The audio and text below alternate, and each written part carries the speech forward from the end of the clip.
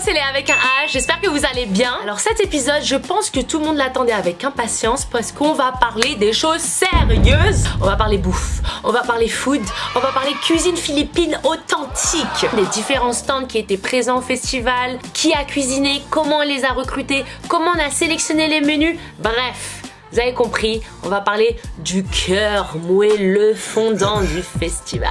Kain po kayo!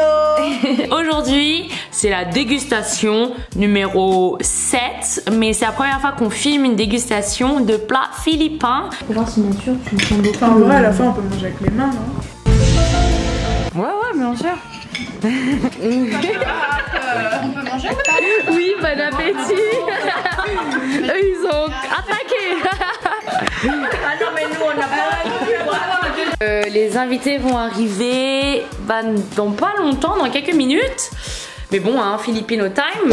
Contrairement à d'autres festivals asiatiques où les stands sont tenus par des traiteurs professionnels, des restaurateurs, le problème c'est qu'il n'y a pas de restaurant philippin à Paris. En tout cas, pas encore les gars. J'ai ma copine Jessica et sa partenaire Aurélie qui ouvrent le premier restaurant philippin Bobby Paris ce mardi 19 novembre à Oberkampf. Alors les gars, surtout ne ratez pas l'ouverture. Franchement, entre nous, c'est quoi la meilleure cuisine au monde? C'est la cuisine maison, c'est la cuisine faite avec amour, c'est la cuisine de la maman, de la tantine, de la grand-mère, tu connais. Et heureusement qu'au sein de la communauté philippine, il y a des titas, des titos qui, à côté de leur travail principal, ils sont tellement passionnés par la cuisine qu'ils proposent des services de traiteurs. Donc on a recruté des titas et des titos pour participer au festival. Donc j'ai demandé à ma mère de m'aider sur ce point-là. Donc elle m'a donné une liste de noms de titas et titos. J'avais une quinzaine de noms. Et il fallait contacter ces personnes un par un. Il fallait vraiment les démarcher. Et c'est là que les choses étaient très compliquées parce qu'il fallait expliquer tout le nouveau concept du festival. C'est un nouveau food festival philippin qui cible pas uniquement la communauté philippine mais le grand public, donc français et philippin.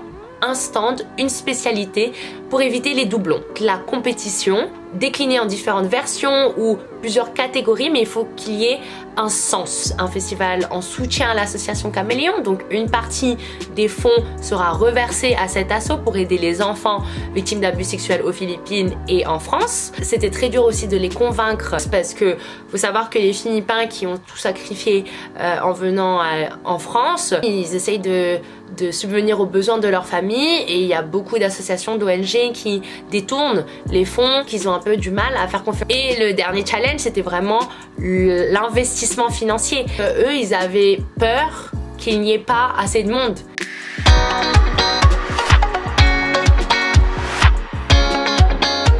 Qu'ils allaient pas faire de bénéfices, qu'ils allaient pas couvrir leurs coûts. Et moi, je leur disais, mais non, c'est sûr qu'il y aura du monde, n'ayez pas peur, mais... Malheureusement, dès qu'il y a un petit risque, ça se crispe.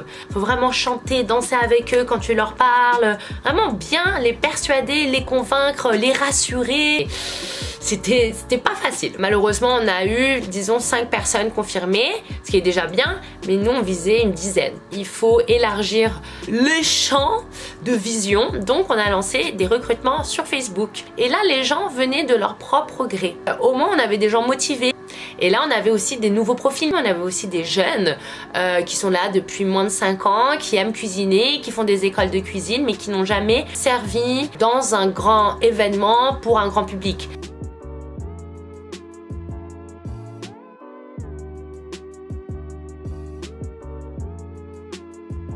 Pour recruter les Tito-Tita, on a organisé des food tasting. Hey, c'est Léa de La Petite Manie. Aujourd'hui, j'assiste à ma deuxième dégustation de plats philippins. Donc ça se passe chez moi et je suis en train de préparer parce que les invités et la tita vont bientôt arriver. Donc je vais aller prendre les chaises. On va être à peu près 8. Donc préparation, c'est parti. C'est toujours stressant. Oh my god, oh my god, oh my god, oh my god. J'ai oublié de faire le riz.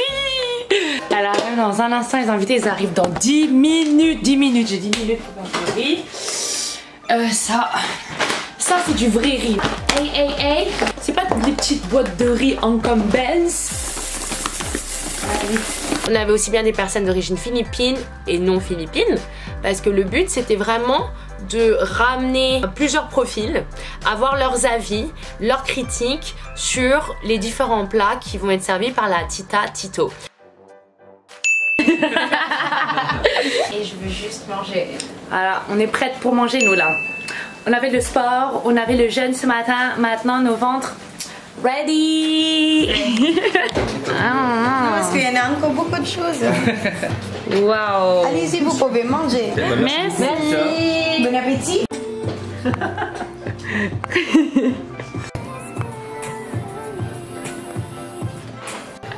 Tu peux redire. On mangera avec. Il n'y a pas de couteau.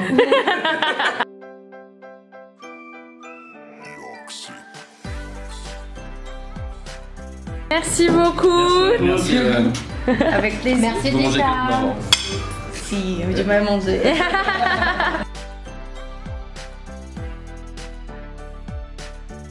Expérimenter un petit peu ça devient fort. Parce qu'ils sont complètement full.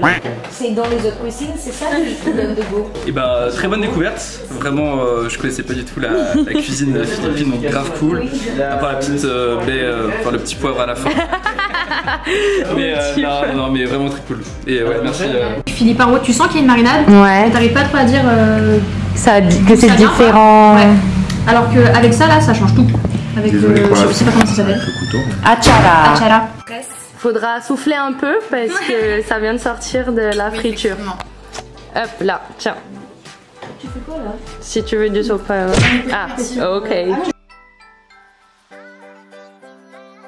Donc ils avaient carrément un formulaire à remplir pour noter la cuisson, la présentation, la texture, le goût. Il fallait vraiment que la qualité du plat soit validée avant de présenter à un grand public. Parce que là, ce festival, l'enjeu était important dans le sens où on représente vraiment la cuisine philippine en général. Donc si c'est pas bon, bah c'est la merde. Comment je t'ai eu en grand plan.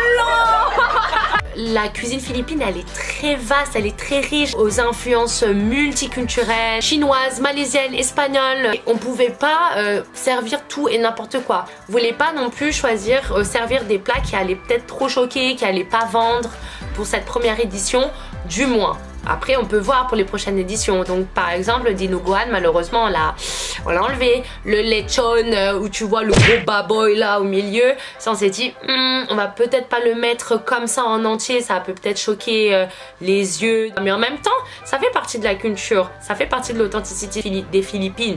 Donc, il fallait pas enlever non plus les grandes spécialités. Donc, à quelques semaines du festival, entre les dates qui changeaient, malheureusement, on a eu des personnes qui se sont désistées, qui ne pouvaient plus.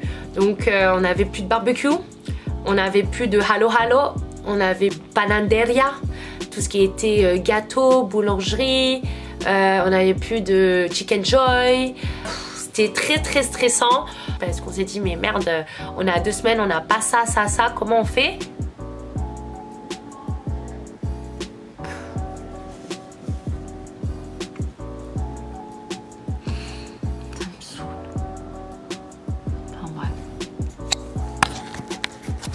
Mais heureusement qu'on a pu quand même rebondir et au total, on a réussi quand même à réunir 10 personnes, 10 stands pour représenter 10 grandes spécialités.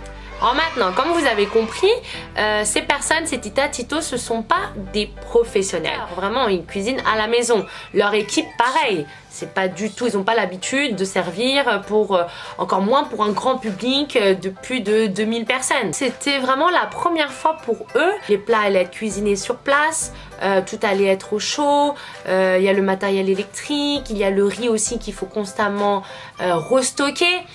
Donc on a un peu anticipé ces choses-là en organisant des formations.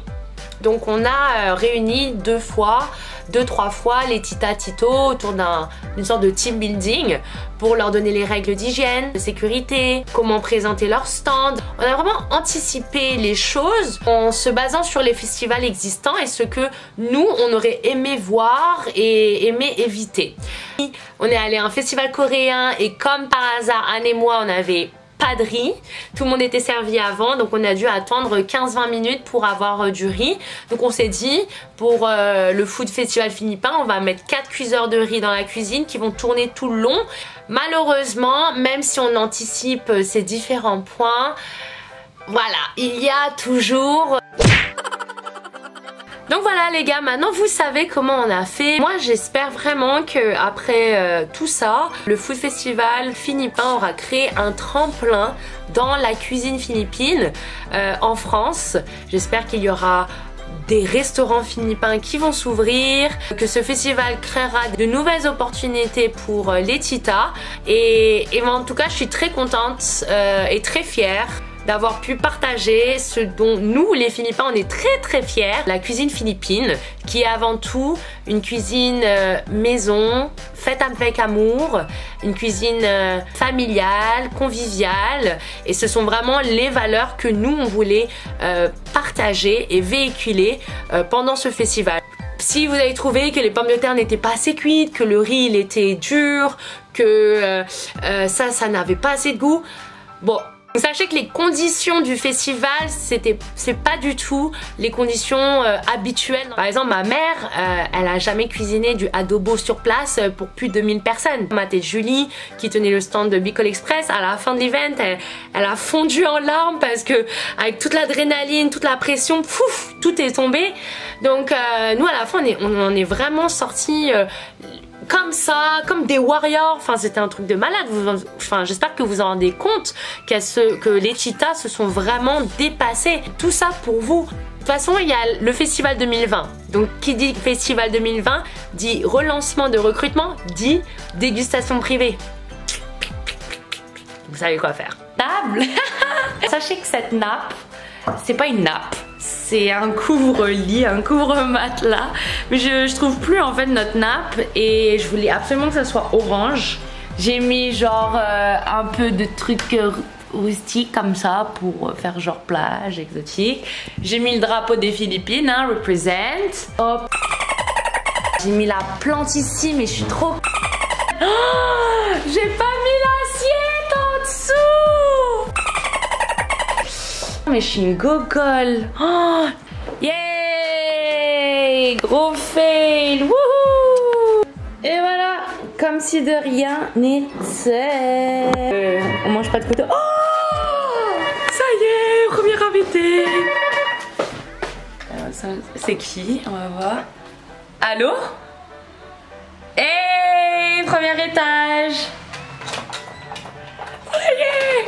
C'est les gagnants du jeu concours.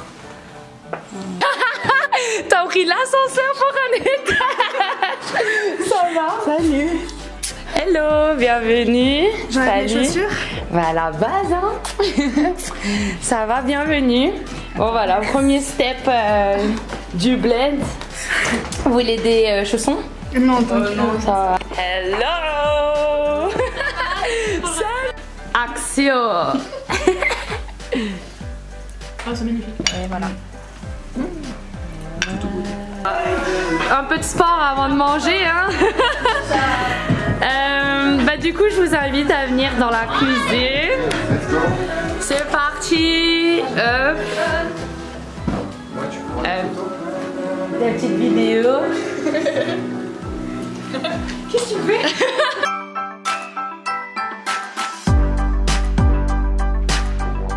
Et voilà.